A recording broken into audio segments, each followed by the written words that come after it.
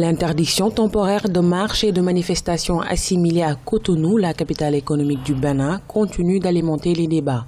En prélude aux opérations de libération des espaces publics démarrées le 2 janvier 2017, le préfet du département du Littoral a, à travers un arrêté en date du 30 décembre 2016, interdit les marches et manifestations assimilées sur le territoire du 2 au 31 janvier 2017.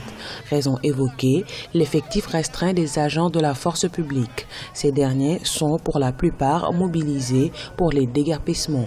Mais cette décision préfectorale, couvrant le mois de janvier 2017, peine à trouver un écho favorable auprès des citoyens. D'un point de vue purement juridique, on peut dire que cet argumentaire est un peu léger.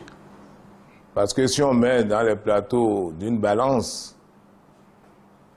la jouissance des libertés et la difficulté pour le préfet d'encadrer ces manifestations qui peuvent se présenter des fois sous forme de sitting pacifique, les libertés ont un poids beaucoup plus important et le préfet ne peut pas préférer les cases ou la sécurité des cases à la jouissance des libertés fondamentales.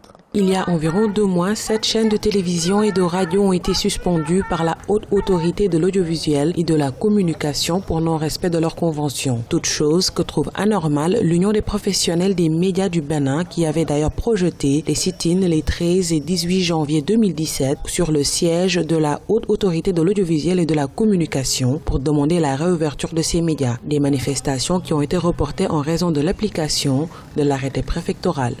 Tout le peuple doit être prêt. Et nous, on est en train de fourbir nos âmes. On a déjà commencé. On est en train de fourbir nos âmes.